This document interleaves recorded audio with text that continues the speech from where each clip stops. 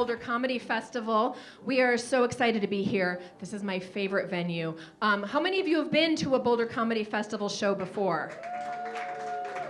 And first timers? Oh my gosh, we're so excited that you're here for our boozy brunch for your experience today. We've got a great lineup for you.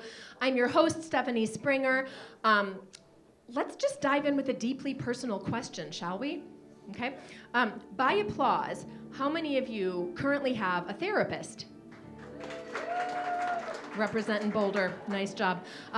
How many of you have been to therapy in the past? Impressive. The discrepancy confuses me. I'm not sure why you would ever stop. My best friend told me that she sometimes has a hard time coming up with things to say during therapy. And then she said to me, "Pretty sure you don't have that problem." And I'm pretty sure that's not a compliment. And it's also totally true. You know those old-fashioned dance competitions from back in the day, like the last couple standing on the floor after 24 hours wins? If that were therapy, I would crush. I'm like the pie-eating champ of therapy. Like I could go all day.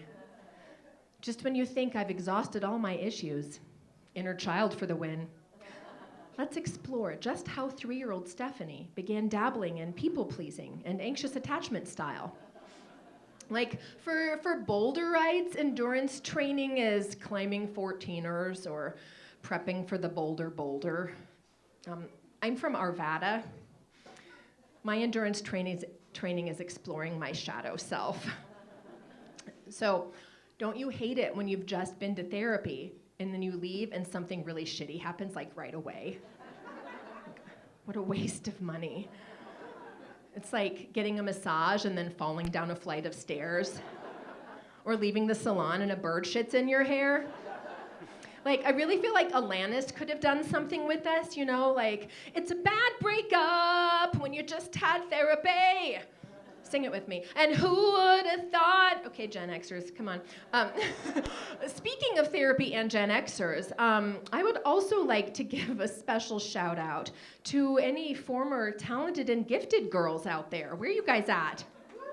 Yeah, I thought I saw a few of you.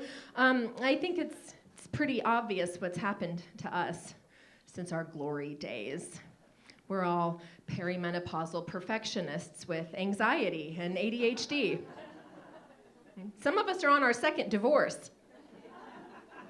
High five, sad girl in the back. It's a joke, there's no sad girl, you guys, it's just me. But I was diagnosed with ADHD finally at age 45. Did you know that it is a year-long process to get diagnosed with ADHD? For the first 11 months, you think about scheduling an evaluation. True story. And then it's a month of phone tag where you're like, did I actually return their call? Or did I just think about calling and then get distracted by that BuzzFeed quiz? Which Breakfast Club character are you? I kind of feel like phone tag should be their screening process, honestly. It's like, yeah, this woman forgot to call us back 3 times in a row. Let's just skip the middleman and DoorDash her some Ritalin.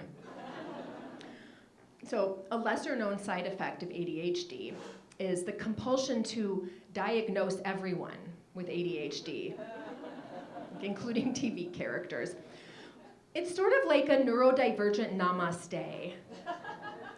The ADHD in me sees and honors the ADHD in you.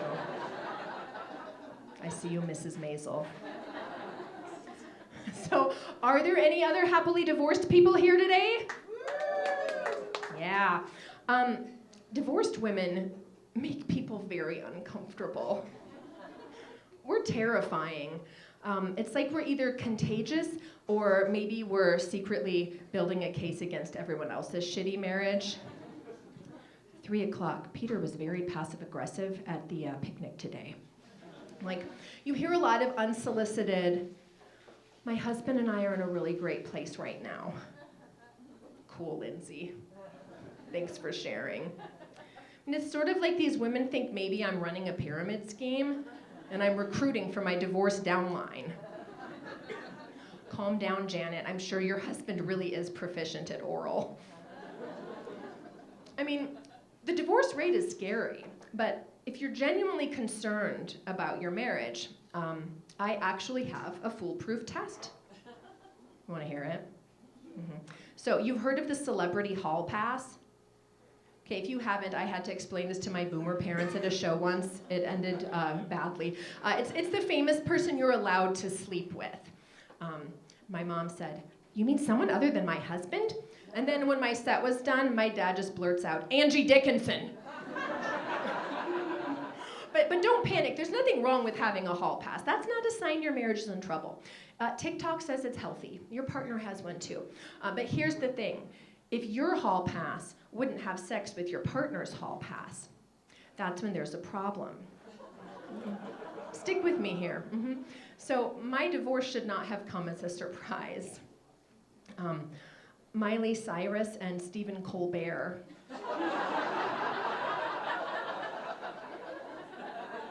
Maybe a chasm too wide to bridge. If you find yourself in a B. Arthur Channing Tatum situation, you should probably just call a divorce attorney. Political differences are not the top red flag in relationships. It's actually hall pass incompatibility syndrome. Ask your therapist about HPIS today. So people love to ask when I'm going to get back out there. And I gotta tell you guys, a lot of things have changed since I was last out there. When I was dating in my 20s, premature ejaculation was quite a problem. When you're dating men in their 40s and 50s, it's quite the opposite, which I guess makes that geriatric ejaculation. I'm not sure, but it's like, sir, I do not have all day. I'm happy to give a blowjob, but this is a blow career.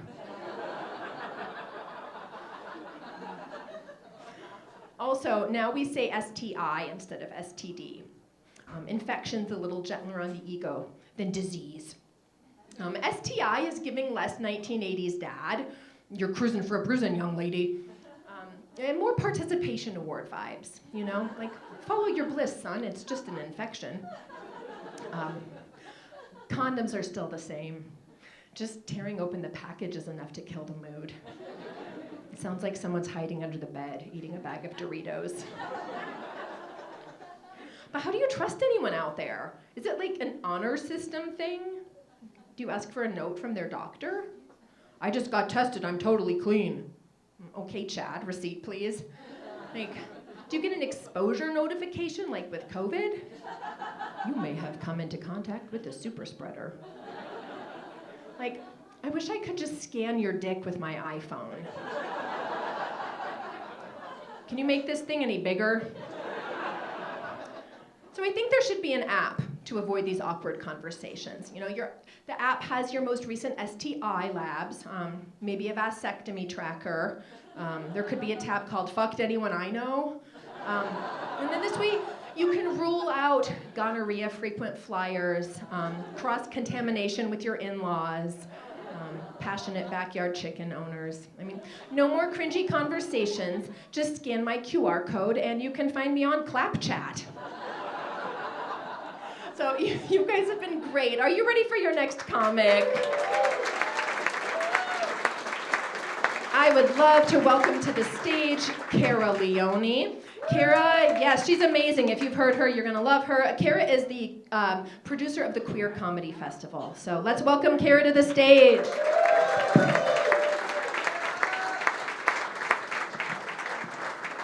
Oh my goodness, y'all. I am so excited to be here. First things first, I'm a public school teacher. Thank you. It's a really rough job. Last day of school was Friday. First thing in the morning, I got called a motherfucking bitch by a kindergartner with a speech impediment. So, little dude called me a motherfucking viff. Like, oh, what are you gonna do with it, you know? No, I teach the classes no one else wants to teach. I teach sex ed to 5th grade. Yes, I got an angry email from a parent, you guys. They were like, why is my kid having nightmares about erections? I emailed back. I was like, great question. As a lesbian, they're terrifying.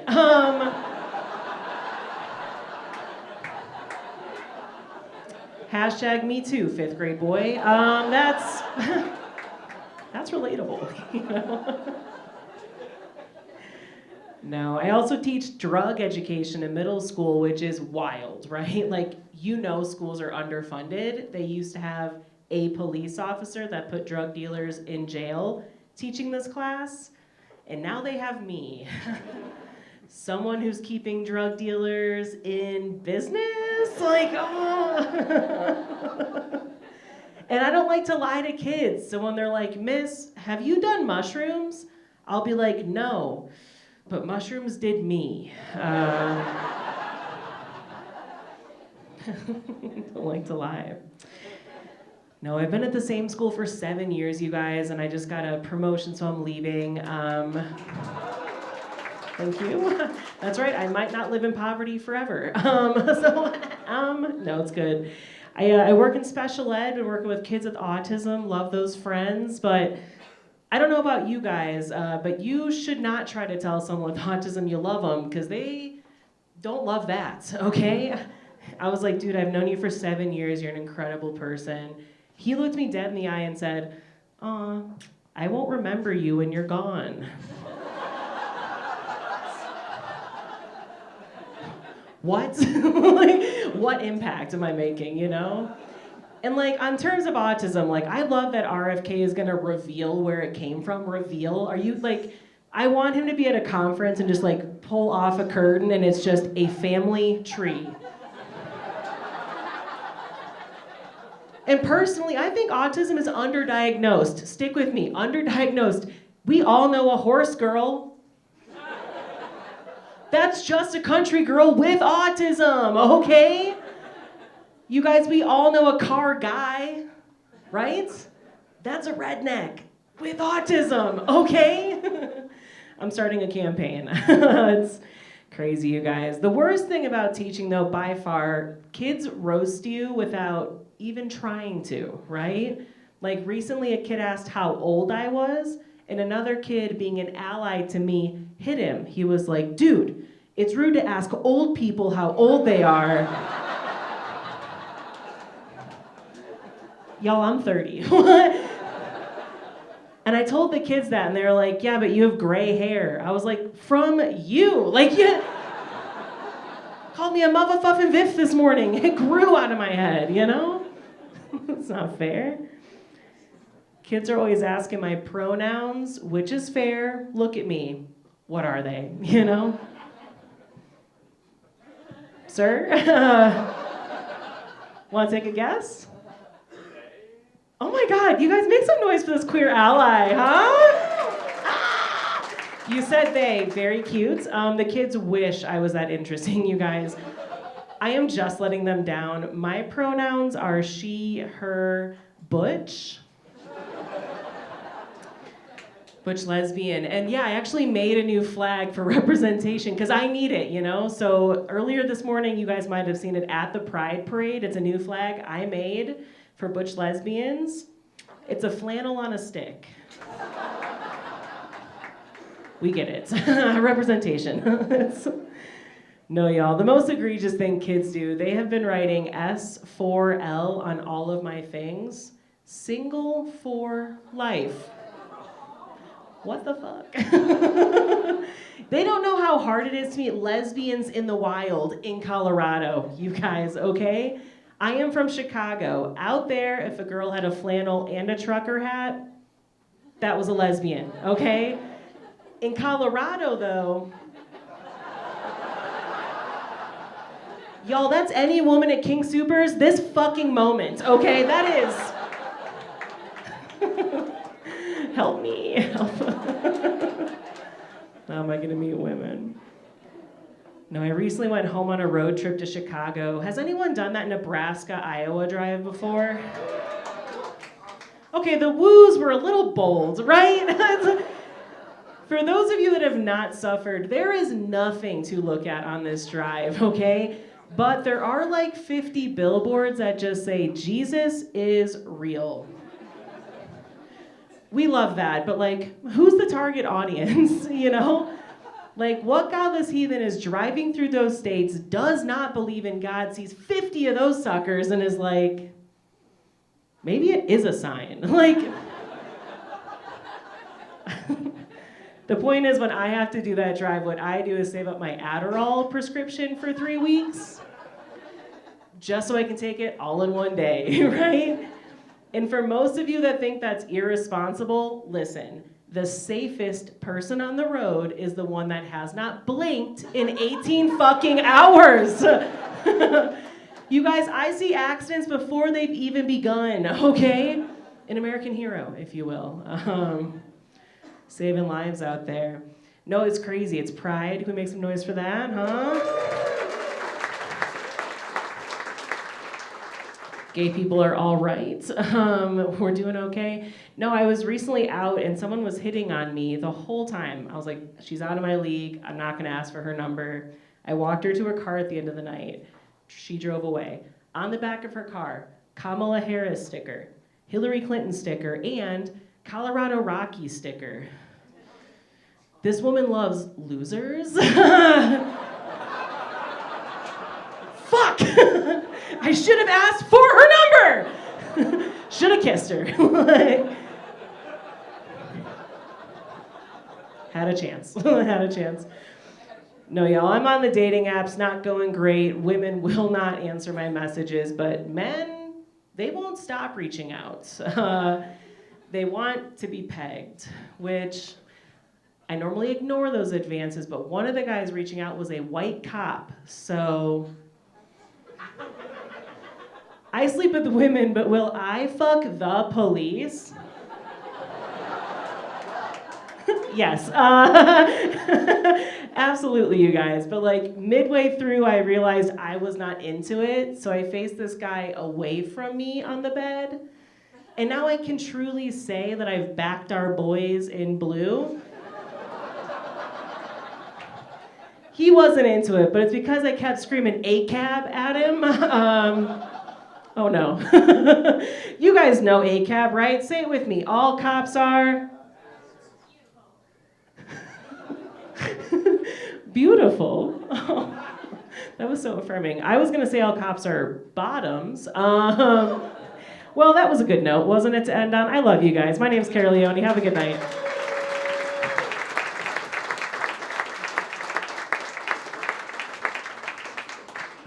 Let's keep it going for Cara Leone. So you guys, if you are new to the Boulder Comedy Festival, one of the coolest things is we have comics from all over the place. And your next comic, Eric Hook, is actually here all the way from Bloomington, Indiana. Let's make some noise for Eric.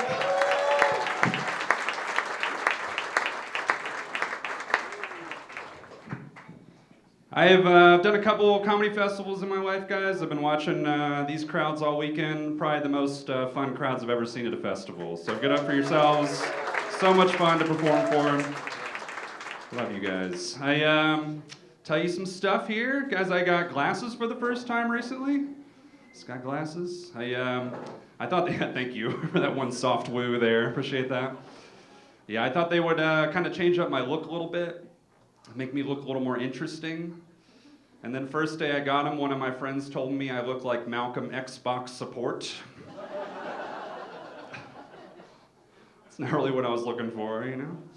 It's still better than what I got before I wore glasses. One time a stranger told me I look like the character you get when you start playing the Wii. That helps you on there. You guys are assholes. I'm taking that compliment back. Bunch of bullies out here. I am a married guy, happily married. My wife is of Asian descent. She's Filipino, which is cool. And before I got Filipino or just supportive? Are you Filipino, really? Oh, okay. What the fuck? You just clap for her because she's Asian, is that? Oh, okay. We're not going to dig into that. Yeah. Yeah, my wife's Filipino, and before I got married to her, one of my dumb friends asked me if I had an Asian fetish, because I was marrying an Asian woman. I told him I was like, no, I don't. I have a anybody that'll have sex with me fetish. That's what I'm rocking with here. Yeah, this is my guy right there. This guy's clapping it up. I like it. Lucky lady there. Hey.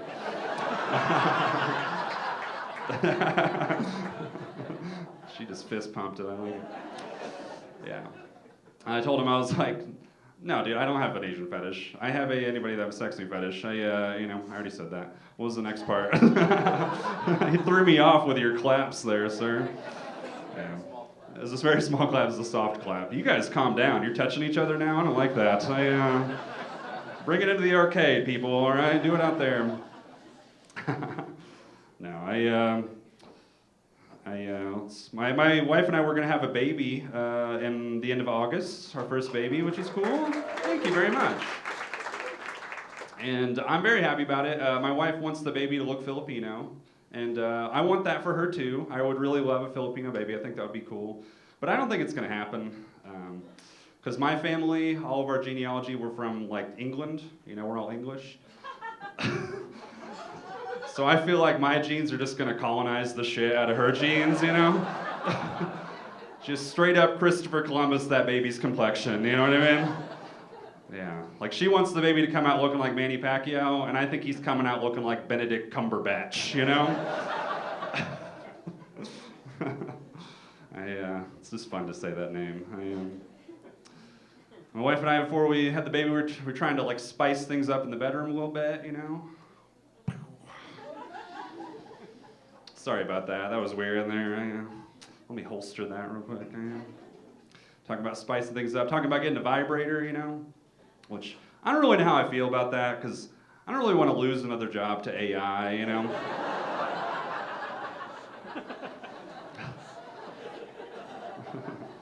I feel like my wife using a vibrator is a lot like her using the self-checkout at the grocery store. And I'm just like the attendant standing nearby. It's like, I'll be over here if you need any help, hey. With my old-timey penis I got over here. My old rotary phone cock I got. Any rotary phone cocks out here tonight? One out there, there you go. I like a classic. What's up, bud? I am kind of a dumb guy. My wife and I were talking, we were watching the Harry Potter movies recently, and she was like, my wife was like, if like, what house would you be in if you went to Hogwarts? You know, they always ask those questions. And I was like, honey, there's no fucking way I'm getting into Hogwarts. Are you kidding me? I went to community college. I think I'm getting into the best wizarding school in the world, you know? I probably would have had to go to like wizard trade school. Like Hogwarts heating and air, you know? I'm just saying, for me, it would have been Harry Potter and the University of Phoenix, I feel like, yeah.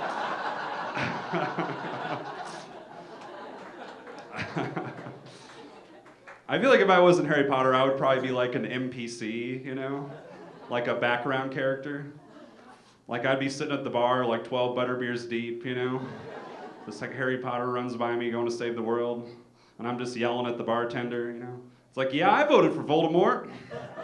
Because he tells it like it is, yeah. Better than that sleepy Albus Dumbledore, you know?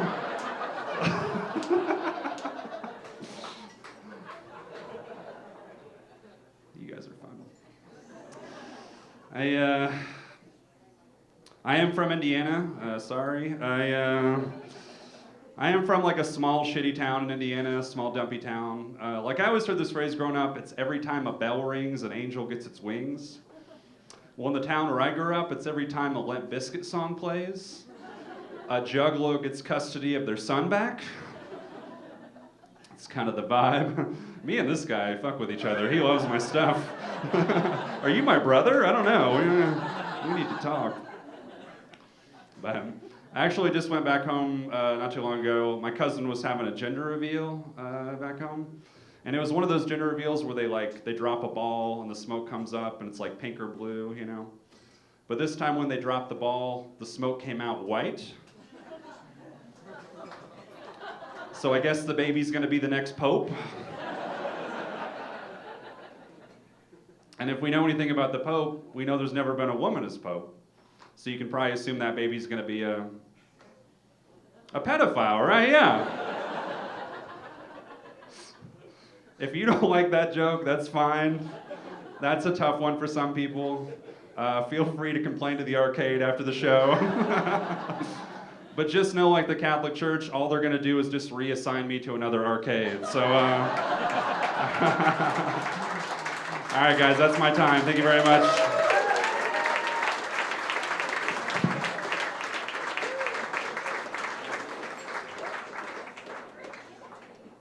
Let's hear it for Eric Hook. My face hurts already. All right, your next comic is coming all the way from Boston today. Let's welcome to the stage Peter Liu.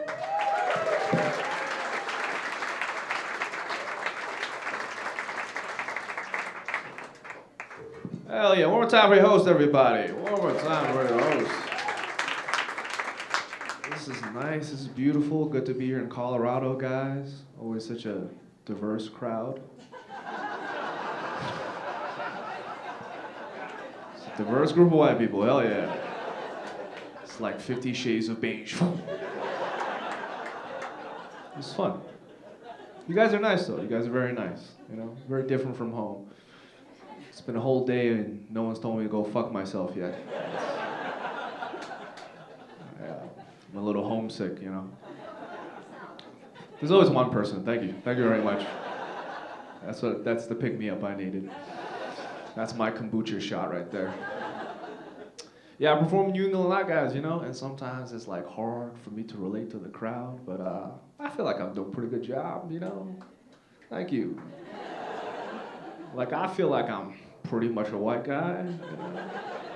Like, I hike. You know? I bike. My girlfriend is Asian. Just like you. And the last comic. Oh. You guys are fun. This is nice. I live in Boston now, but originally I was born in China, right? And then when I was 8, I actually ended up moving to Australia because, you know, my parents wanted to experience racism.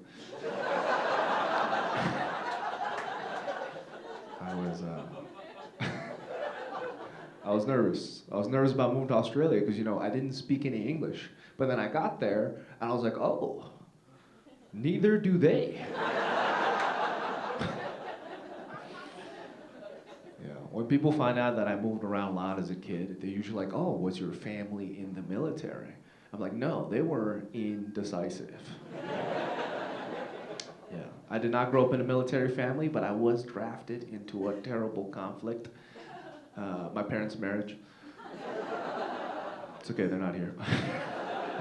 Growing up, my parents, they like to argue by pointing out all the negative traits that the other one had passed on to me. Okay, some of you feel that, oh yeah. You know, like my dad will be like, your ingrown toenails are the reason why your son can't walk straight.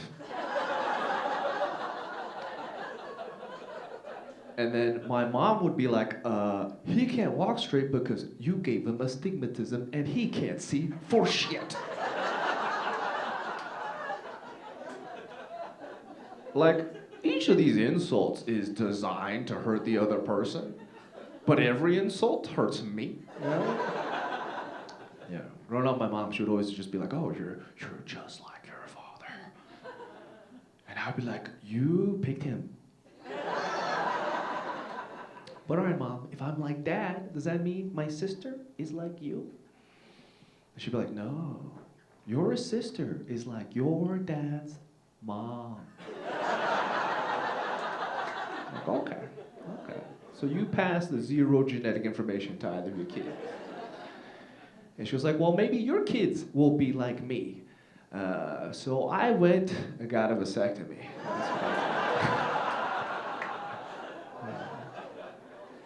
She was like, you can't do that. You can't just run away from your problems. And I was like, actually, yes, I can. And I would have done it a lot faster without these ingrown toenails slowing me down.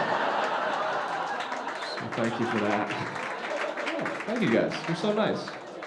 I love Colorado. My parents, they've never been the most expressive or affectionate people, and I've always been okay with that because they're Chinese and it's illegal there. But I was visiting home the other day, right? And my mom and I were talking. We were FaceTiming my sister. She's about to graduate from college, right? And at the end of the FaceTime, my mom said to her, "I love you," and my sister said it back, and I was like, what the fuck just happened? Did I walk into the wrong house? And my sister was like, "Oh, you don't get that?" I'm like, "No, I don't get that. This is a Chinese household. No one's supposed to get that." I called her up immediately. I was like, "How long has this I love you shit been happening behind my back?" And she was like, "Calm down. It's only been like a year." I'm like, "A year? You've been receiving white people love for a whole year? Meanwhile, I have to do shows in Louisville, Colorado?" It was crazy. Well, I told my girlfriend, okay, we got a delayed laugh, nice. I told my girlfriend this story, right? And she was like, "Oh, your sister probably just trained them to do that. You could do the same." I'm like, train them to love me? I would much rather train them to hate her. That's far less work, Just like, "Hey, Mom, I didn't tell you this before, but she's been dating a black guy." I know, so inconsiderate. She knows Dad's heart problem is triggered by his racism problem.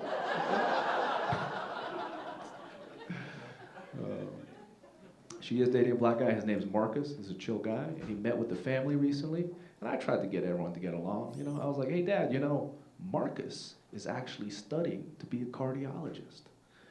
And now they say I love you to my sister and Marcus."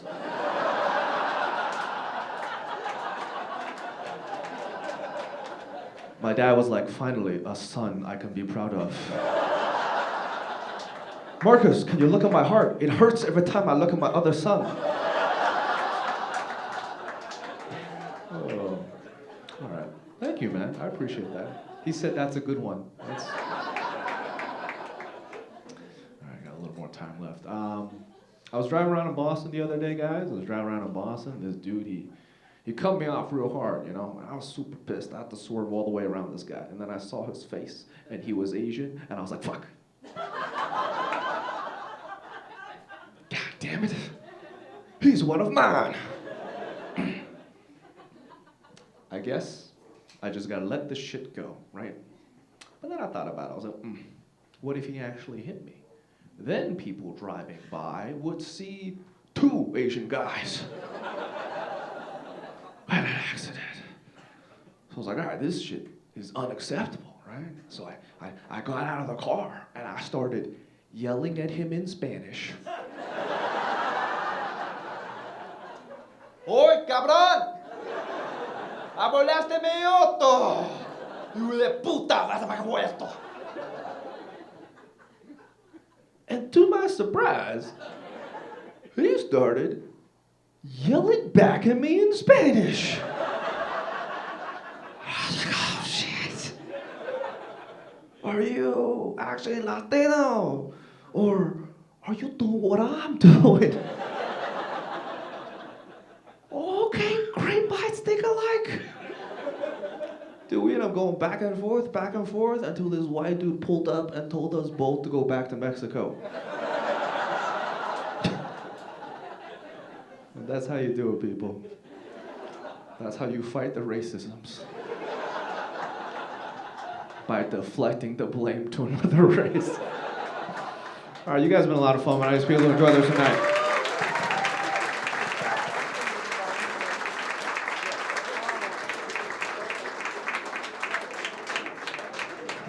going for Peter. All right. Your next comic tonight, my friend and soon to be yours, Chip Nicholson. Let's welcome Chip to the stage.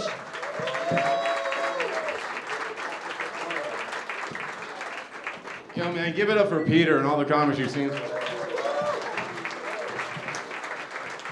By the way, I'm Marcus. I'm his sister's boyfriend. By the way, Peter, your dad's dope. He tells you I love you. I'll tell you that. My name's Chip Nicholson. Very simple name, right? Very easy name to say. Hard to mess up, but the other day I was doing a show. The host pulled the impossible, messed my name all up. She was nervous. She was like, coming to the stage, your next comedian. You could hear it in her voice cracking and shit, right? Make it loud for, Chick Nippleson? She kissed. Who? Chick Nippleson, that should be my drag name, you know what I'm saying? She put a wig on, come out with backup dancers. Like, it's Chick Nippleson, baby, and the areolas. Like, the fuck? I don't believe in black ghosts. Anybody else? Sir, you believe in black ghosts? Oh shit, that was a slow answer. You're with a black girl. That's crazy. That was a slow ass answer. You believe or no? Oh, you believe? Shit, you make them? What the fuck? That's crazy. I'm on the opposite side though. And by the way, it's not your fault. I like asking white people trick questions sometimes. Right? Damned if you do or don't. It's not your fault. I had never seen or heard of a haunting, and then I realized, you know why you can't see a black ghost? Because black ghosts ain't got shit to haunt. Think about that shit. Every decade they come back is better than when they left. They come back impressed, just boo. Ooh. I said that one time in Alabama. You know why you can't see a black ghost? White lady stands up. Because they're too dark, you can't see them. I'm like, God damn it, no. You racist bitch. Like, what the fuck do you think? We die and become shadows and shit? Like, you can see a black ghost. We're ashy. No, I'm kidding. I'm just... Black ghost. I'm a goofy guy, man. I am a goofy guy. Like, I love Disney. Anybody here love Disney? That's what's up. That's what's up. Love Disney. Been watching it my whole life and everything. I've been watching the remakes and stuff, and if I'm being honest, I just saw the Little Mermaid remake, and I realized why everybody got so mad, right? Because if you remember, everybody was getting mad at the previews and shit, because she black. But I think people thought she was gonna come out too black was the problem, right? Like, I think people thought she was gonna come out like the Little Mermaid, like an apostrophe, like a rapper, you know? The Little Mermaid. She got a grill and a do-rag swimming to a hood near you. I think people thought they were gonna change too much. I think they thought they were gonna sing like Part of Your World, like a church song. Just, I got a gadgets and a gizmos aplenty. I got a who's it's and a what's it's galore. You want thingamabobs? I got 5 on it. No, it would be a different freaking... Hey. I grew up in Del Mar, San Diego, California. Anybody know where Del Mar is? Yeah? Okay, cool. For those of you that don't know, Del Mar is a very rich, white, affluent area. It's based, it looks just like this, actually. Mine Del Mar. It's basically like the Bel Air of San Diego. Oh shit, that just makes me Carlton. I just realized. So growing up, I had a lot of rich white friends. When you have a lot of rich white friends, you get a lot of rich white friend questions. One of the main ones, can we all touch your hair? All? No, like a petting zoo. No, that's worse. Like, what the fuck? I got offended. I told my mom, I was like, Mom, they're all asking to touch my hair. She was like, oh, they're all rich. Charge them. So I started charging all my friends, man. I miss being a kid because, like, we were so gullible as kids, man. Like, I don't know if y'all remember this, but when I was a kid, all of us dudes, All of us dudes were scared of Mountain Dew. Yellow 5 thought it was gonna lower the sperm count, make you less of a man for some reason. Now, it'd be weird if we grew up still thinking that soda was a legitimate contraceptive, right? Like you just with your girl, hey, you got a condom? Good. Nah, I've been drinking Mountain Dew since I was 5, so. No, I got a bottle of Mountain Dew by the bedstand. I'm just gonna dip the dong in it. I miss being a kid, man. Because fun was free, right? Fun was free when we were kids. Not kids nowadays. Kids nowadays are too spoiled by technology, ain't they?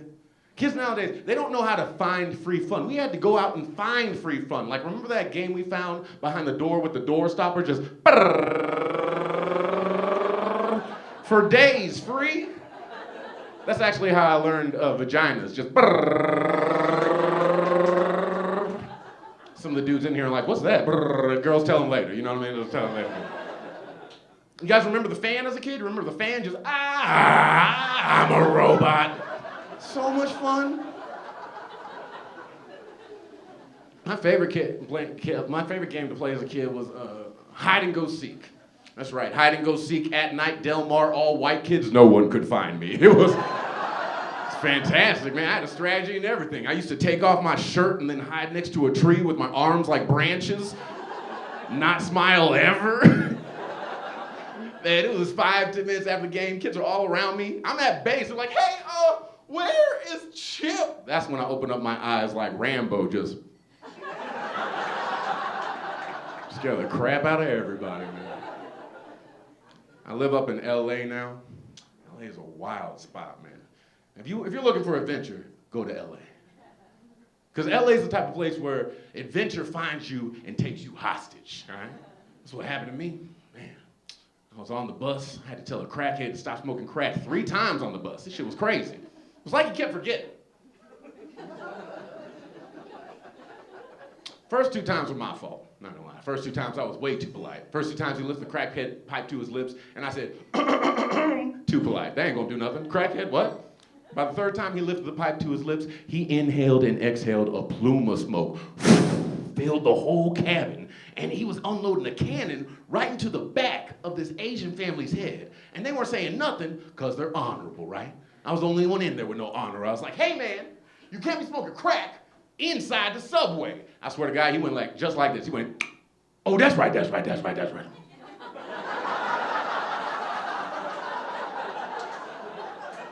That's right, that's right, that's right. This ain't a that's right, that's right, that's right situation. It's not like he was like, is it Tuesday? No, it's Wednesday. Oh, that's right, that's right, that's right. Oh, that's right, I smoke crack in NY, not LA. That's right, that's right, that's right.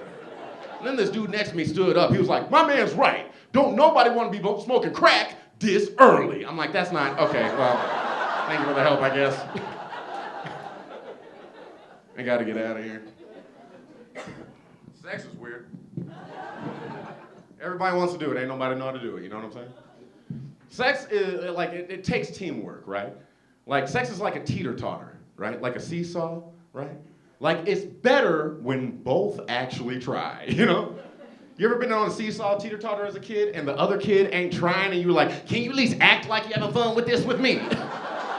Thank you, guys. I'm Chip Nicholson.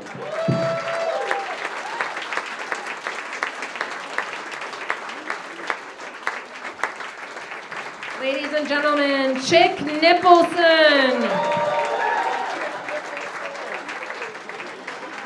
All right, our next comic is from Colorado, but has been in Austin, Texas, and you may have seen her getting her big joke book on Kill Tony recently. So let's welcome Kimberly Kester, all the way from Austin.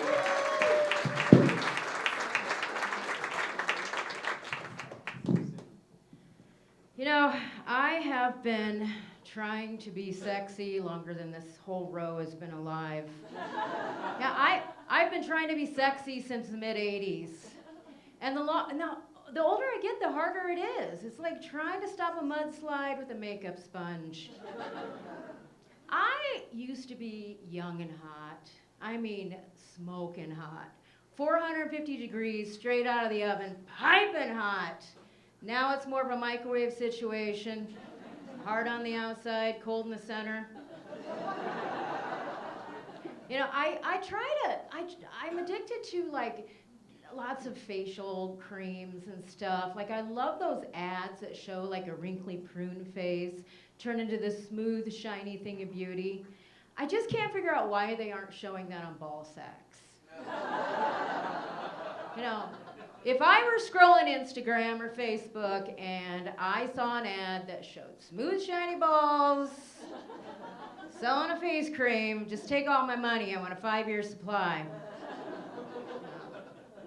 I've been trying to date, and you know, I do online dating, but the only people I've been talking to are widowed military doctors from Ghana. And all they want is gift cards. Yeah. And I try to meet men organically, but you know, I see a hot guy and I'm like, damn, I could have gave birth to him. Yeah, I might have screwed his dad in college.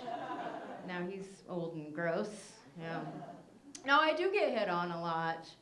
They're like, oh, that cougar could tear me up. I would tear you up. I'm dry as fuck.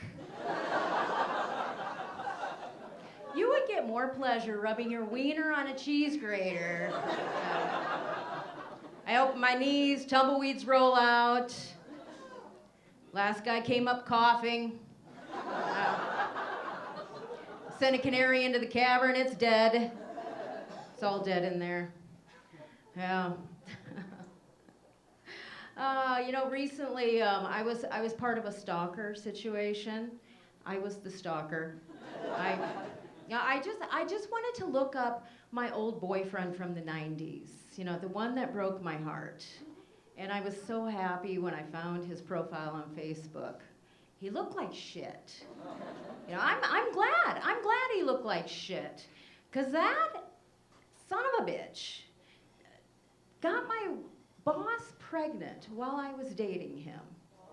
I know, yeah. You know, it's been 30 years, and I really don't harbor any resentment. I mean, sure, they're still married and have a happy family. But I've been waiting 30 years to fuck that baby. Yeah. His name is Cody, and we're gonna have dinner with his parents next week. I hope he recognizes my sexy ass when I walk in. Yeah. I have roommates. You know, it really sucks. I live with these guys, and you know, it's not ideal. Like one of them, he's always got his boys over, and you know, it's so uncomfortable. And the other one, he's always in his room playing Xbox, and they're just so messy. He's like in there, suck my ass. I'm like, is he in there by himself? Like, you know, I'm a woman in my 50s. I am 54 years old. I should not be living with men in their 20s. But I gave birth to them. And I can't get them the hell out of my house. But I've come up with a plan. I'm gonna start dating their friends. It's only creepy if men do it. It's fine, it's fine. Yeah, I have 2 sons in their 20s, you know, and it's amazing how you can have 2 kids and they can be so different from each other. Well, one of them, he goes to college, he gets good grades, he has a girlfriend. The other one sits in his room, plays Xbox, smokes pot, and I know I'm not supposed to pick favorites, but he has really good weed. So, yeah, I got divorced when they were 5 and 7. Long story short, their dad had an affair. I moved out, she moved in, and they got married. I was pissed. Yeah, but I still had a key when they were on their honeymoon. So, you know, the one thing that makes you feel better is 2 cans of tuna juice drained into a spray bottle.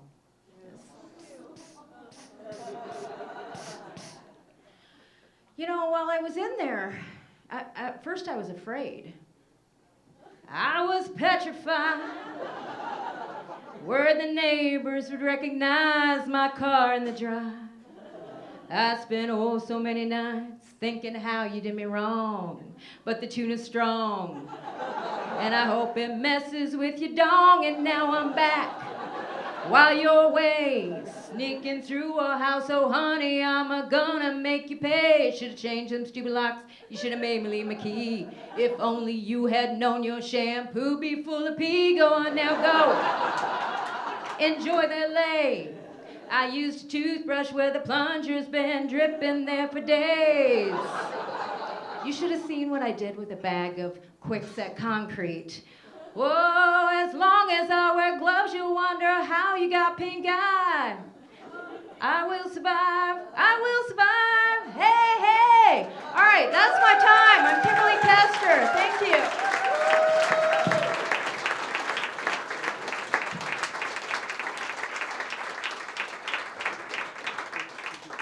Let's hear it for Kimberly Kester. You guys having a good time so far, Louisville Underground? Good. Let's also hear it for our amazing bartenders back there taking such great care of us. Thank you.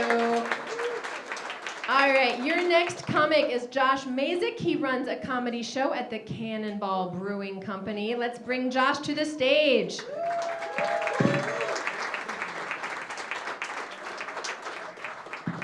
Hi, hello. Last time I was here, I bombed. I need you to know that. My partner and I got married last year. Hell yeah. I shouldn't say partner. I'm straight. That's stolen valor. I don't think straight people should get to say partner anymore. We can make an exemption for cowboys.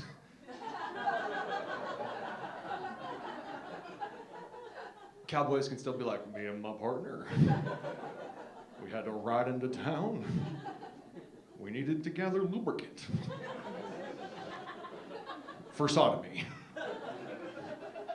Well, that's butt fucking to you city slickers. That's also the name of the lubricant. City slickers.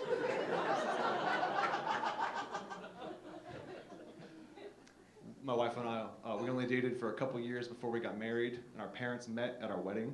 We overheard our parents talking about, oh, we never thought they'd settle down. We never thought Josh would settle down. We never thought Kendall, which is a nice way of saying we were both crazy sluts. Turns out when you bring someone home different for every Christmas, people notice. My buddy asked if we signed a prenup because we only dated for like 2 years, and I was like, oh no, she's very successful. I'm an artist. I don't paint myself into a corner. Oh, my wife has a great job. She's a therapist. She does talk therapy. So I like to bring her to comedy shows. And then we sit in the back, and I ask her, what's wrong with that guy? It's almost always autism. Like every single time. That's the secret sauce. I'm autistic, and I didn't get diagnosed until I was 30. I found out from reading an article online. The title was, Most Autistic Adults Don't Know They're Autistic. I was like, what's this clickbait bullshit? End of the article, I was like, son of a bitch. All these years. And I thought I enjoyed counting syllables. And avoiding eye contact. Avoiding eye contact. Sex. We met online because we're millennials. Like, I used to steal my mom's car to meet strangers off the internet. It's no wonder I met my spouse online, you know? Checks out. We met on Hinge. It's like Tinder, but you have to have a job. It's very classy. It looks like Martha Stewart made it for some reason. It's way too elegant. Hinge is popular. They let you upload a clip of your voice to your profile, which is unique. But it used to be video until men ruined it. Every single page was just a variation of, hi, my name's Look at it. I want to know you looked at it. The guys in the lab coats, we were like, oh dear God, what have we done? Do not tell Martha. So you can have a voice clip now. It's challenging. It's hard to have a sexy voice clip. Here's my tip. I had a clip of my voice on my profile, clearly, slowly describing my penis. I think it's what they wanted the whole time. I went through a divorce a handful of years ago. It's very easy. It does not count when you get married at Burning Man. They make it seem so real. We go to the divorce attorney, and she's like, this is not a marriage certificate. This is an arrest warrant for the possession of ketamine. Never go back to Nevada. My ex was really kinky, and I am not, contrary to whatever vibe this gives. Apparently, I look like I'm out there just choking people. And like I am. It's never my idea. I would describe my choke play reluctant at best. The energy I'm gonna bring is substitute teacher. Sure, I'm qualified. My heart's not in it. I do have my Red Cross CPR certificate, though. You're in safe hands. No one believes I'm gonna hurt him. It doesn't work. If you're wondering about my ethnic background, I'm Middle Eastern. I am light-skinned, depending how racist you are. If you don't see the resemblance, check this out.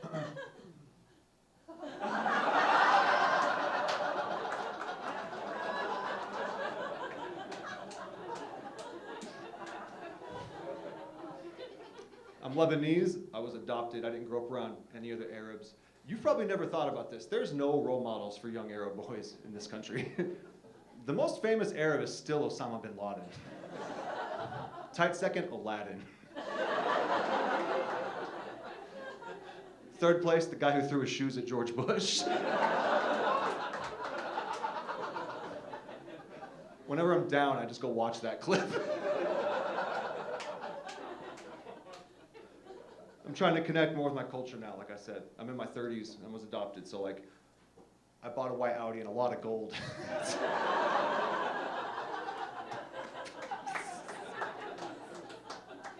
All right, I leave you with this. I moved to Denver from Portland, and in Portland I had a very good job as a scientist. When I moved to Denver, the best job I could find was driving a cab for Uber.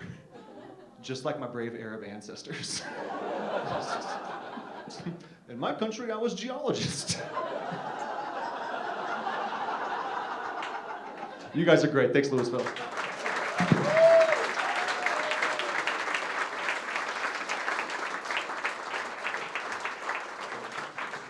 Keep it going for Josh. All right, your next comic, Wes Williams. You may know him from Meatloaf and the Milkman. Let's welcome Wes to the stage.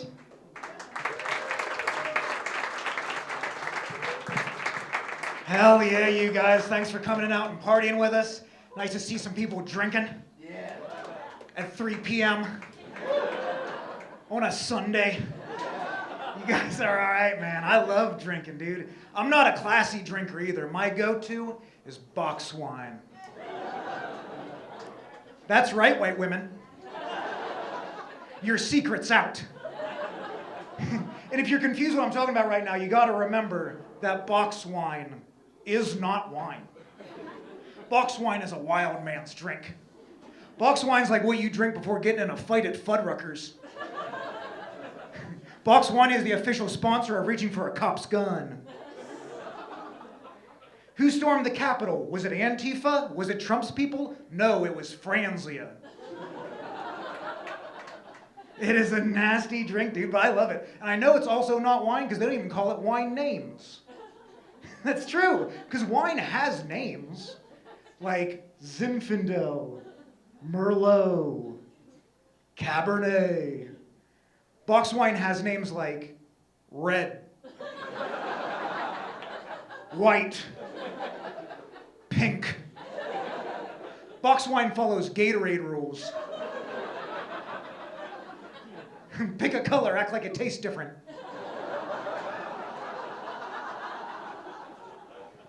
And I see the fancy people with their notes and picking out tastes in their wine going, this tastes like blueberry. This tastes like raspberry. Box wine tastes like the rent is due. Box wine tastes like dad's not coming back. It's nasty, dude, but I love it. I love all that stuff that's bad for you. I love Chinese food. Any Chinese food fans in here? Yeah. The young people might not remember this. Something I miss about Chinese food is having fortune cookies that were kind of scary. The older folks remember. You used to be able to crack open a fortune cookie. You would say some haunting shit. You just open it up and it'd just be saying something like, "Don't go home, she knows."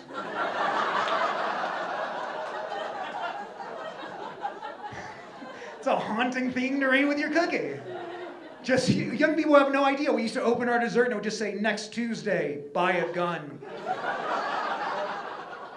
It used to be scary as shit. But I don't care. I love that stupid shit, man. I'm done apologizing for loving stupid stuff. I love Taylor Swift. 2 woos. She is the most popular recording artist in America, and I got 2 woos. Why do I have to talk about Taylor Swift the same way that I talk about doing cocaine?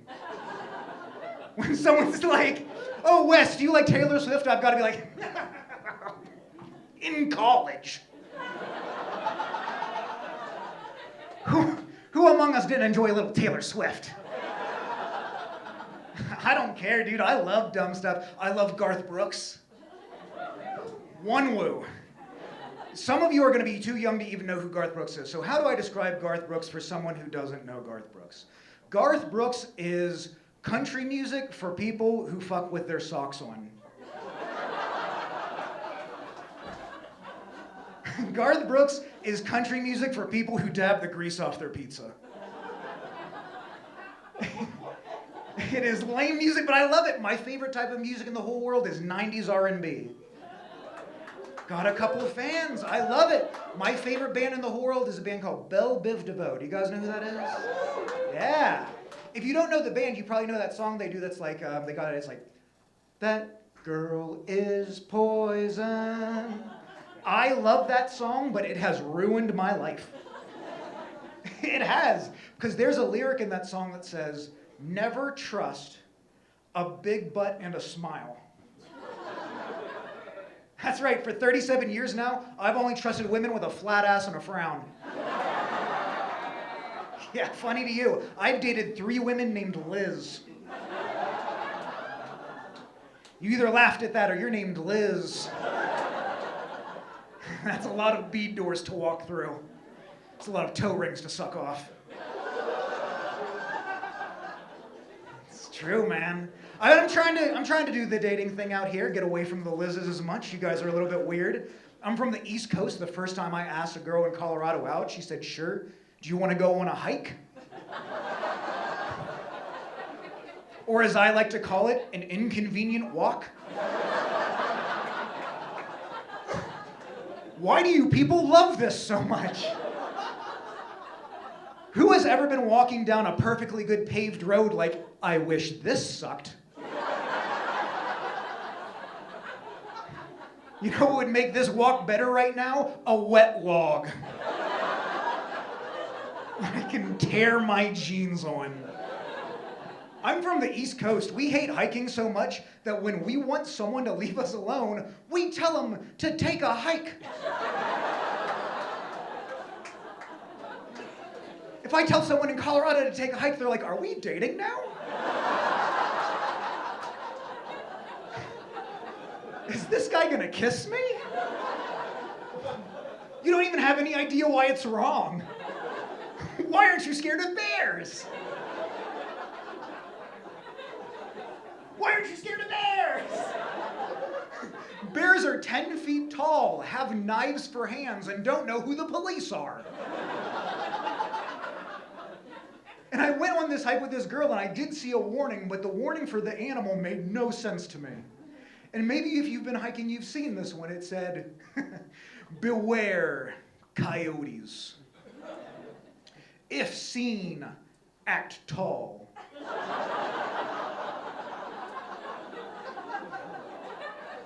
What does that fucking mean?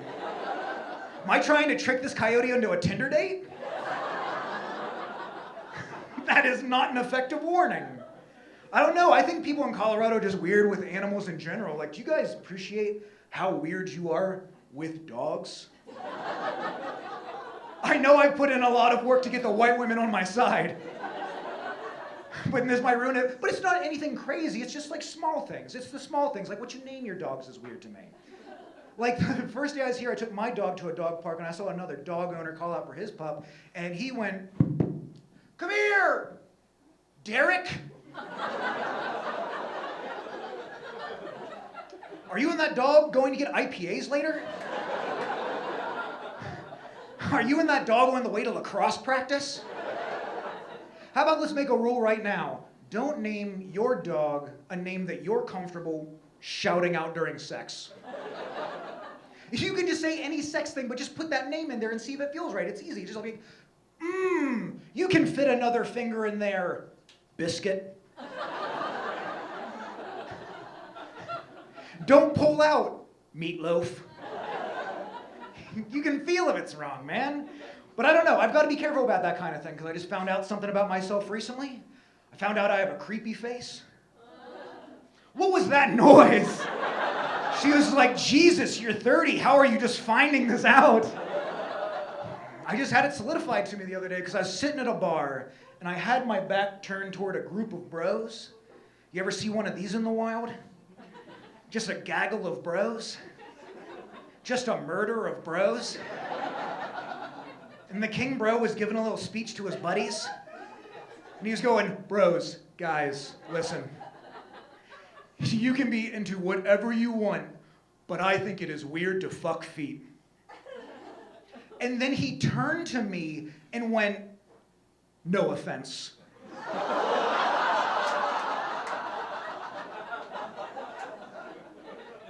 I want you to understand, I wasn't behind them like talking about feet. I wasn't giving a presentation on feet with like a PowerPoint, being like, "You see, gentlemen, the foot is the thinking man's pussy. Toes don't get pregnant." Guys, that's my time. Thank you so much.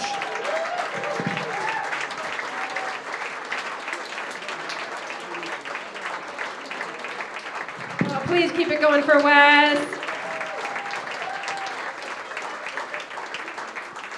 Our next comic, my dear friend Carrie Stern, just got back from the Loons on the Lake Comedy Festival in Minneapolis. Let's welcome Carrie Stern.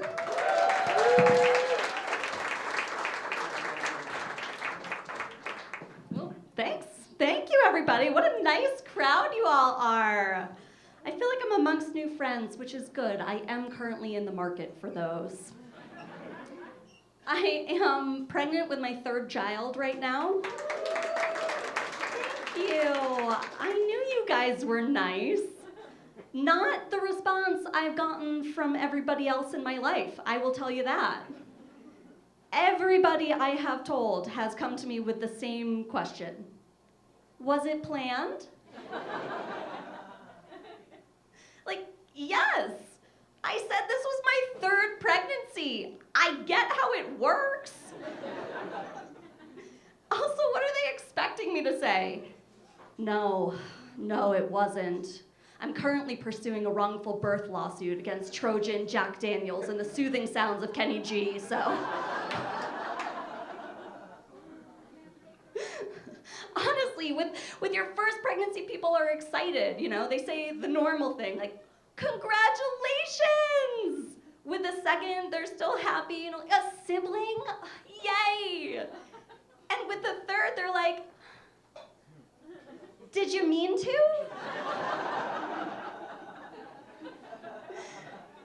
Like they're talking to a dog who can understand tone but not words. You know, like, "Oh, you bad girl. Who got pregnant again, you dumb bitch? Who?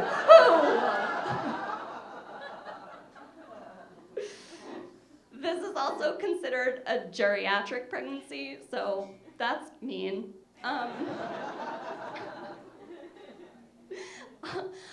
Honestly, that makes it sound like my vagina should be in assisted living by now. All my eggs should have been replaced with mothballs. You know? Like when the doctor comes in to say, congratulations, you're pregnant, I'd say, what? Geriatric infertility do not go together. That is an oxymoron, right? When the doctor goes to check me during delivery, are they going to talk about my vagina the way that some people talk about vintage cars? What is this, a 1989? Wow, you don't see those often anymore. It's got a lot of miles, but she's still running okay. I have been reading this book to my older kids called Just Ask, which encourages children to ask one another about our differences in order to celebrate what makes us all unique. And I think that's really, really beautiful. It's just the way that it's written is really direct, you know? And I don't think kids need to be any more direct. Like, if anything, maybe there should be a book about the opposite called Just Shove Your Questions Deep Down. My 5-year-old barged into the bathroom while I was getting out of the shower, and he pointed directly at my chest and said,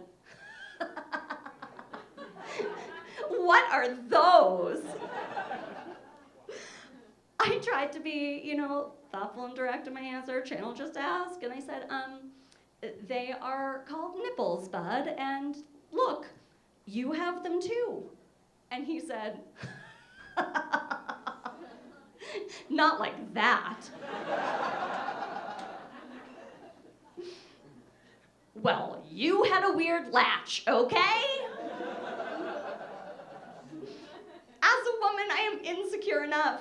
I do not need my nipples gaslit by the same person who trashed them.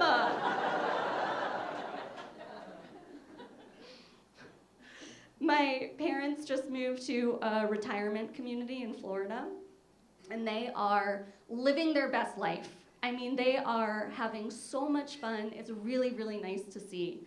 They're so busy with all of the friends that they've made and the clubs that they've joined. They actually forgot my birthday this year. I know. It's like they're teenagers again, like freshmen in college. They were out on their friend's boat, and I called them at 5 p.m., 7 p.m. their time, mind you. My dad actually picked up, but just to tell me, "Hey, Kara, we'll have to call you back. It's too windy." And that was it. I know. It's okay. I know my parents love me, right? So we can laugh about this. We actually have a really good relationship. They're here today. No, I guess they didn't make it.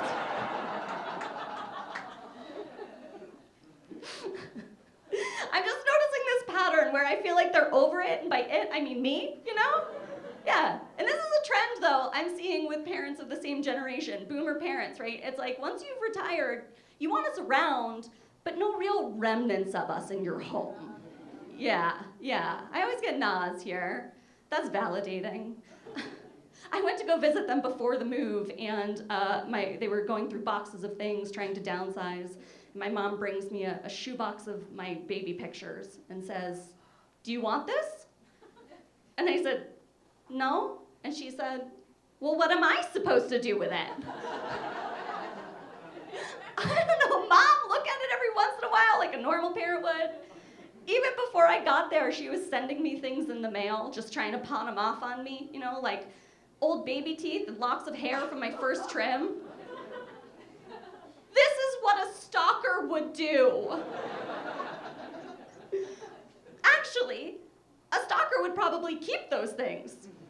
And remember my birthday.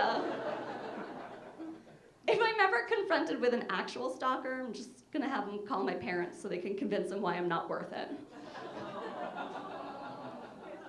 Carrie? You're stalking Carrie? I don't know, Jeff. He says he's stalking Carrie. Do you think he'd want her old baby pictures? I'm sure there's one of her in the bathtub here somewhere. I really do think it's great. It's an inspiration, honestly. I hope I'm living my best life 20 years into empty nesting, drinking mimosas on a cruise somewhere and throwing my kids' old artwork into the ocean off the back. My kids, they recently asked me, what's a Jewish? Yeah, that was uncomfortable, particularly because it's us. We're a Jewish. Religion's like a hard thing to explain when you're not very religious, but they at least need to know Jewish, not a noun. I am full Jewish and my husband is half. So we celebrate Christmas with his family. And because we do that, and I am also incredibly competitive, that means we celebrated Hanukkah harder. Yeah. But it is a really hard sell, you guys. It does not compete. It just doesn't compete. Do you know what it's like to have to say, no, I know Christmas is the most wonderful time of the year, but gather around the chopped liver and pickled fish, kids. And let me tell you the story of Hanukkah. See, the oil in the lamp lasted for 8 days.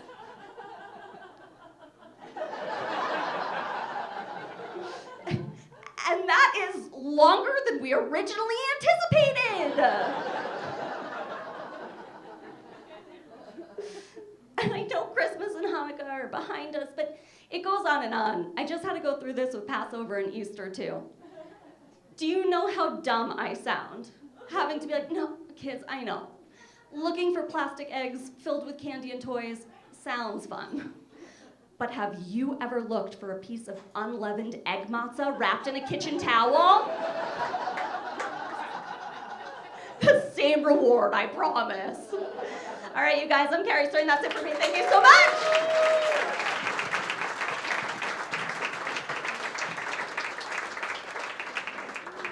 Keep it going for Carrie Stern. We have 2 more fantastic comics for you today, Louisville. Next up, please welcome a regular at Comedy Works, Andreas Besserell.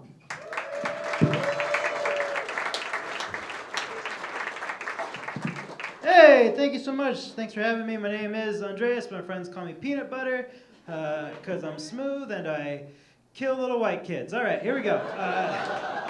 Gonna have a good time tonight, or today. It's not even tonight yet. The sun's fucking out. Can you believe that? I feel like we're in a casino right now. You know what I mean? This is gonna be fun. I'm gonna have fun. I know I look sad though. I look like I would give up mid-fuck for sure. I'm a sad-looking guy. I can't help it. I look like if Uncle Fester got into Blink-182, dude. I get it. But I'm here. It's gonna be a good time. I'm Mexican. Any other Mexicans here tonight? Not enough. All right. So much for thinking this was Louisville. So really shit the bed on that one. Sorry, everybody. I like being Mexican, though. I love being Mexican. Don't always like looking Mexican, because then, people, they just assume things about you, like you're a Raiders fan. All right. So Mexican, I thought that Molly was just slang for tamales. I don't know if anyone here has ever ruined a rave with a dozen tamales, but it's probably the last thing I say about being Mexican. I'm so Mexican, my first job ever was at McDonald's, and I spent the first 3 months making nothing but French fries and hash browns every shift because the managers didn't know that I spoke English. It's true, all right? I got a job because a friend on the bus, she got the job, and she told me to go get another job with her, and so I went, and the interview was in Spanish. All my managers were Mexican women for the first 3 months. And then we got a new manager by the name of Bill. Yeah, he was a white guy. And at 17, I thought I was being sexually harassed by my new manager because he kept saying my name wrong. He kept calling me Undress. Just undress, undress, undress. And I remember I finally got mad one day. I said, "What?" And all he said was, "You speak English?"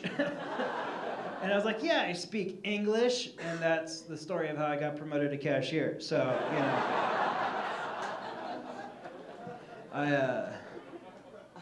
but Carrie was talking about holidays and stuff that Jewish people do celebrate, and some ones that they kind of created. And I was thinking of that right now, and I remembered that like my favorite time at McDonald's when I was working there as a kid was Lent. That was my favorite time to work at McDonald's. I remember it was during Lent because that was the time we sold the most filet-o-fish sandwiches. Yeah, we sold the most filet-o-fish sandwiches during Lent. It's just a thing. And here's the thing about that is awesome, is that the filet-o-fish sandwich only comes with half a slice of cheese, which means every filet-o-fish sandwich got me a half a slice of cheese. And I don't know if you've ever been paid to eat cheese, but it's the greatest job you could ever have. Hands down. I've had a couple jobs since then, and that time of my life is the happiest I've ever been working. And I know that because I remember the day it was taken away. And I'll never forget it. I was there, I was in the kitchen, and I had my little headset on, and it goes off, and I hear somebody order a filet-o-fish sandwich, and I'm like, hell yeah, cheese time. And then they said something I'd never heard before. After saying filet-o-fish sandwich, they said, can I get extra cheese? And I don't know if you've ever felt the pain of having to take out a piece of cheese from your mouth to put on a sandwich.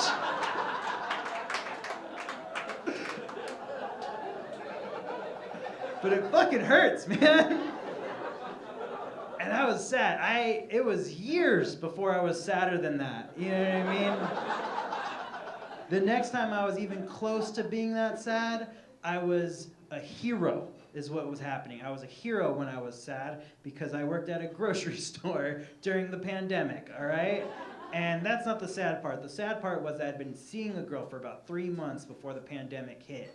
And then the pandemic hit, I became a hero. I'm on the front line, rationing out toilet paper and water gallons, you know, wearing a mask, bagging it all up, and I get a text message right there in the front lines. And all it says is, hey, I think the world is ending.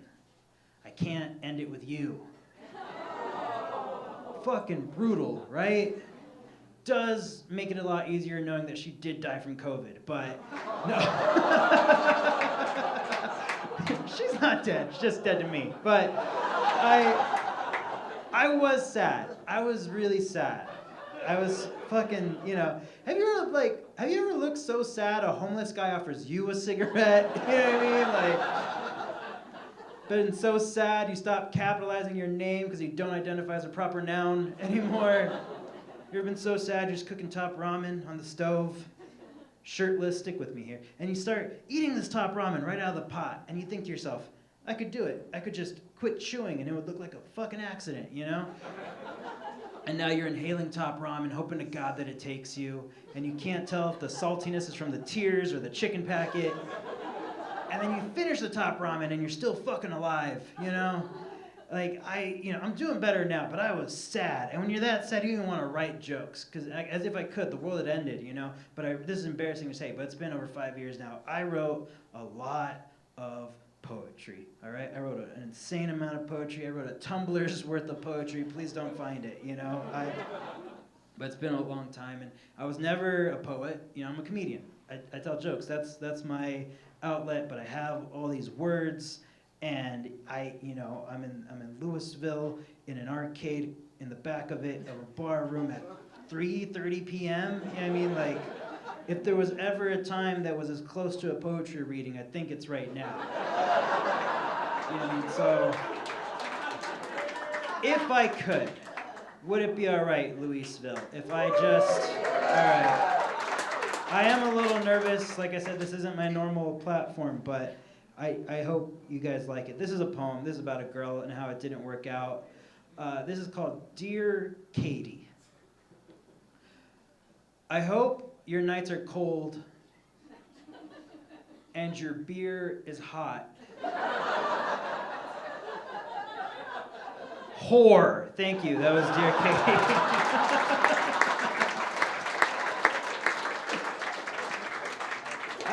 I don't even fucking miss Katie, man. It was, I turned around real quick. Here's what I will say, though. What lasted longer in terms of pain was how much I missed her fucking dog. Like, nobody tells you that, right? When you're growing up, they might tell you about some heartbreaks, but they never tell you about all the dogs you don't get to see anymore. You know what I mean? Because, like, he doesn't know what happened. He just thinks you just stopped loving him one day, you know? Yeah, now you're thinking about it, like, fuck, man. You know? And there's no stronger bond than the bond between a boyfriend and his girlfriend's dog. Like, that is a true friend. Because until you've had someone walk in on you having sex and not get grossed out, but they get excited. They get so excited for you. They're so happy for you. And they get so worked up that they run and they go get their pillow. You know the pillow. And they grab that pillow and they throw it on the bed. And they're watching you get after it. So then they start getting after it on the pillow. And you're getting after it on their owner. And you guys are both getting after it. And then you sync up with the dog. You and the dog are both going together at the same time. Same frequency. Ladies, I swear to God, I'm better in real life. But like... And then the dog licks your foot and you come a little harder. Like, that's a good boy. That's a good boy. That's a good boy. You know?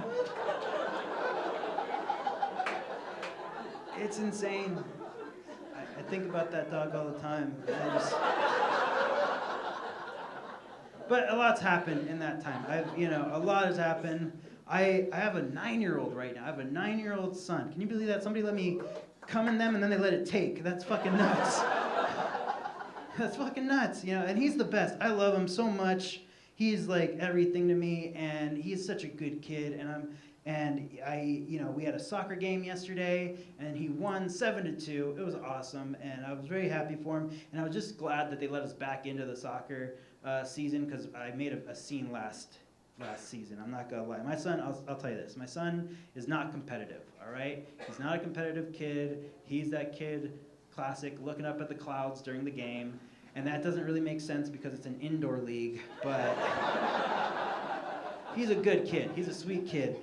And last season, he was doing a practice before the game with his teammates, and the coach put the ball between him and another boy. And he says, look, I'm going to blow the whistle. First one to get the ball and score wins. There's classic 1 versus 1, and he does it, and the other kid really wanted the ball. He got the ball. He kicked the ball. He scored the ball.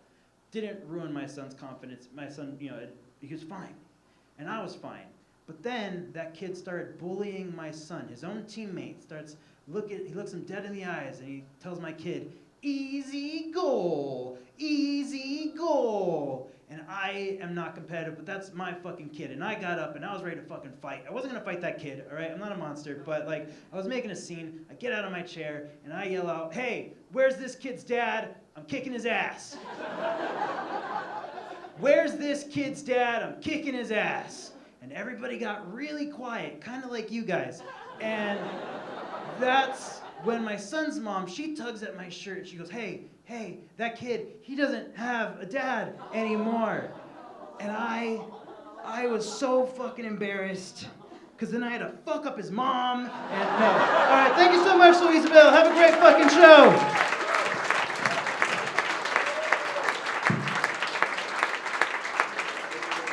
Keep it going for Andreas.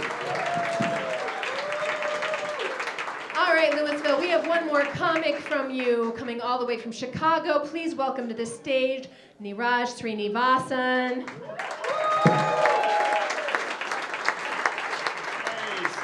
Hello, Louisville. Good to be here. Let's hear it for all the comics you've seen so far. What a show. And one more time for Stephanie for nailing that name. All right, she practiced. You'll love to see it. Nothing gets me going like Caucasian effort. That's my favorite shit. Like she said, I go by Neeraj. My full birth name is Parameshwaran Neeraj Srinivasan, which is why I believe that some people should be allowed to be racist. I don't know why I pointed at you. I'm sorry. You didn't deserve that. Probably. That's still pretty good, But that's where I'm at. Like, if you don't read so well and you have a hard time learning how to make new sounds with your face, if that makes you hate Indian people, I'll give it to you. I think that's fair. I think a little hate in your heart is an even trade for a reading disability. That sounds good to me, dude. I'll give you a pass. It takes a lot of courage for an American to attempt that name. You know, like the bravest person I've met was the Delta employee at the Salt Lake City airport. They had to say my name over the speaker when I was late for a flight. She had to try 4 times to get through it. And I know it wasn't easy because after the 3rd time, she sighed.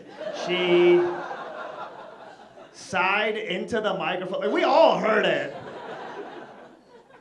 I'm sprinting to my flight. All I hear is boop. Calling Mr. Neeraj.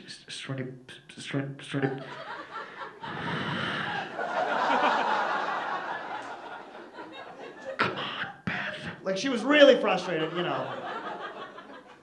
Got to my gate and I scanned my boarding pass, and Beth was like, wow, you know, you have a really long name. And I don't know what the appropriate response to that is, but I could tell from her reaction that the inappropriate response was, well, I was a really long baby. Which is not fun to imagine, because like either you're like imagining a baby with like a long middle, like a dachshund child, you know what I mean? Just like an elongated torso, or an infant with a great big penis, which also does not inspire friendship with the airlines. It's true, Indians have long names, and I'm convinced that is why year after year we dominate the spelling bee. That's right, all our brains are primed from a young age from having to identify our cousins. Right, like I would trust some 11-year-old kid named Negative Swami before the spell check on my phone, okay? That kid will spell anything. He'll spell the shit out of it. It's true. Indians have long names, but Americans have goofy names. Like Americans love giving their kids names after jobs that don't require a college degree. Right? Met a lot of hunters, tanners, masons, fishers, parkers. Haven't run into any engineers. Right? It's never been 2 dudes like, what's up, I'm lawyer, this is pharmacist. We're on the Duke lacrosse team, or whatever, you know. Thanks for laughing, that's my dad's favorite joke. It's the only one he doesn't hate. That's the one that convinced him I don't need to be called doctor, all right? And here with you now. That's the one that did it. My dad's a sweet man, you know. He's a really traditional, like religious Indian guy, but he never pushes it on people. You know, he really only brings it up when he's losing an argument about something else. Now, I started getting tattoos a couple years ago, called my dad, I was like, hey dad, I got a tattoo this weekend. He was like, what? Why? I was like, why not? Thought about it, he goes, well, our God doesn't like it. I was like, really? He's like, yeah, our God doesn't like it when you put all that sinful ink in your skin. I was like, Dad, we're Hindu. I'll find a new God. Come on, man. Are you playing with me right now? Literally thousands of choices, you know? Track one down that isn't square as fuck, bro. Like, there's gotta be one up there that's all punk rock, like, ugh, you know? Imagine that with 10 more arms, like I'm Sid Vishnu. You know, just listen to that guy. People that laughed at that have traveled. That's how you know. That's how you know. I'll tell you the truth, this is the real reason I started getting tattoos. I recently came to an exorbitant amount of cash. Yeah, a lot of people don't know this about me, but a couple summers back, I was on a game show on ABC called $100,000 Pyramid, and I won $100,000. This is completely true. Yeah, thank you. Thanks for clapping. I've definitely said that in like Wyoming, and nobody made a sound, and I was like, all right, getting fucking robbed tonight. Should not have brought this money talk to this county. This was a mistake. It was surreal, man. The host of the show was Michael Strahan. Yes, that one. Someone just got moist. All right, that was, yes. New York Giants legend and darling of the nation, Michael Strahan. And he asked me on the show, he's like, what are you gonna do if you win $100,000? And at the time, I was in a relationship, so I said, I'm gonna marry my girlfriend. And I said that because I didn't think I would win.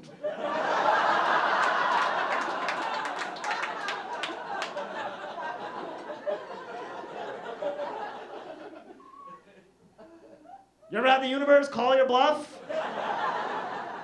It'll fuck up your plans. It can happen to you. Like my very first thought when I won was, oh my God, I won! And my next thought was, Sid Vishnu, why? Dude, come on, that's... Thought we were boys. It's weird, man. They gave me the money, and they were like, all right, this is gonna be on TV in 4 months. I said, great. But 3 weeks before the episode aired, me and that girl broke up. And then everyone I've ever known watched me lie for money on national television to Michael Strahan, which is like lying to Santa. Honestly, it felt really wrong. My grandmother in India watched the episode and FaceTimed me to be like, congratulations, honey, when's the wedding? I had to like make up stories like, oh, wedding's off, Grandma, she died.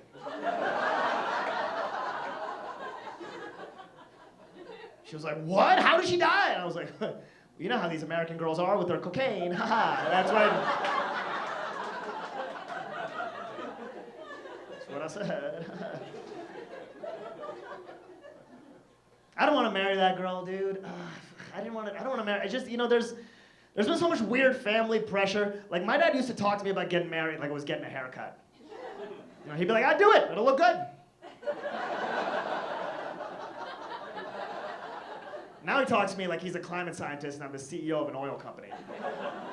The last time I went home, he grabbed me. He was like, listen, we are running out of time. If you don't do something soon, we cannot help you. It's like, all right, that's probably true. There are any couples in here that are engaged or eventually plan on getting married. Here's a little tip. If you have your wedding on a weekday, people will hope you get divorced. I promise. They will not hope your marriage succeeds. I'm going to a wedding this September. A buddy of mine, he's having a wedding on a Wednesday morning at 10 a.m. And the reception is at 6 p.m. The Tuesday before the wedding. Fuck you. Like, why are you trying to keep people from coming? You know who comes to a Wednesday wedding? Like, people you invite but secretly hope don't show up. Like your fiance's ex that's been in love with her for like 15 years. That guy's coming, he's bringing a gun. All right, he's not gonna miss this.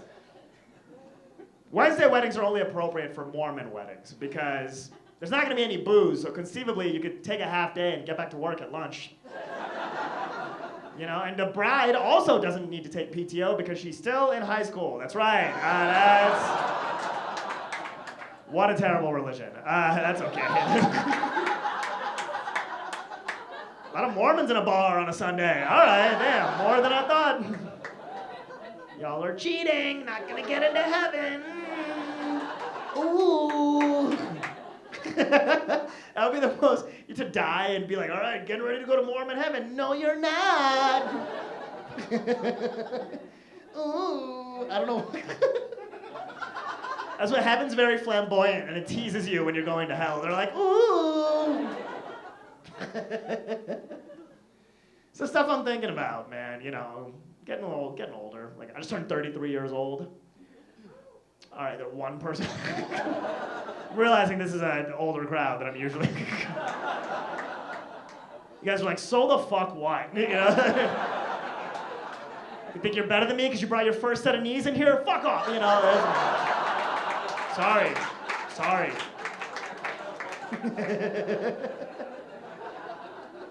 33 years old, man.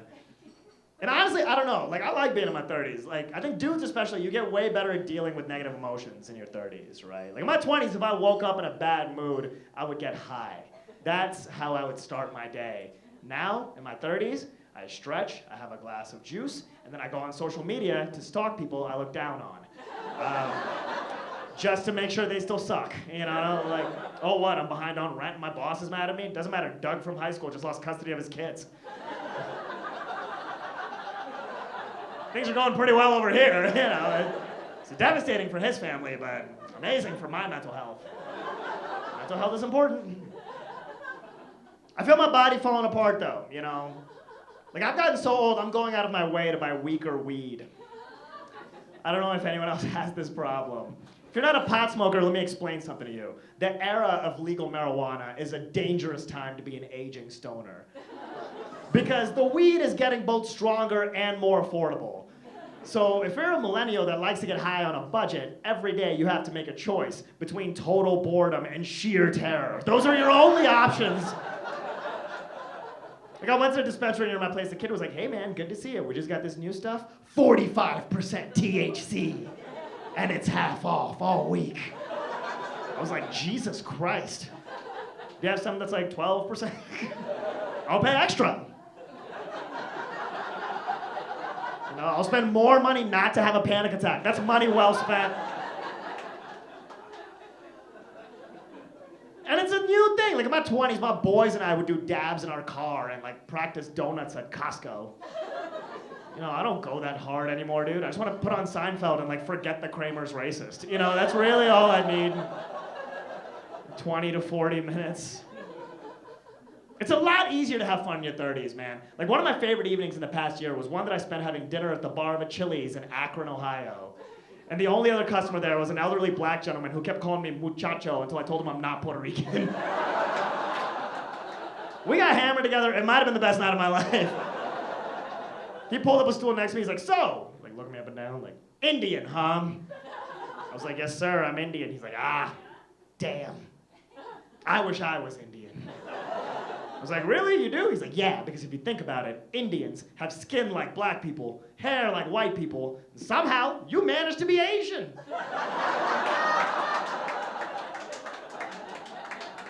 That was a first, I'll be honest. That was piping hot take from an octogenarian man. I was impressed. Some people would have been offended, not me, you know. I get very excited anytime someone notices how Asian I am. So not everybody does. Not everyone likes to think of Indians as Asians. You know, like I told that joke in Texas a few months back. Guy came up to me after the show. He's like, hey man, I thought you were funny or whatever, but you know, here in the Western world, the term Asian really belongs to East Asians. So you should probably stop saying that. I was like, well, here in the Western world, the term Texas really belongs to North Mexicans. So you should probably shut the fuck up. My name's Neeraj, everyone. Thank you so much.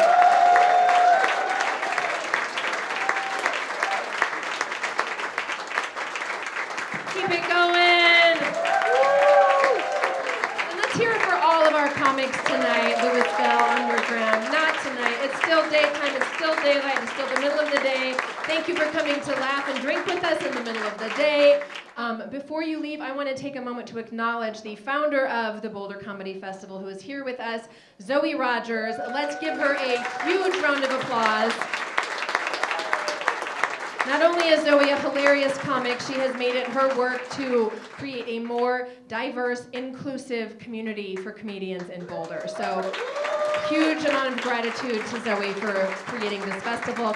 You can support this festival and everything we stand for by grabbing a t-shirt out there on the left. And thanks for coming out tonight. We hope you had a great time.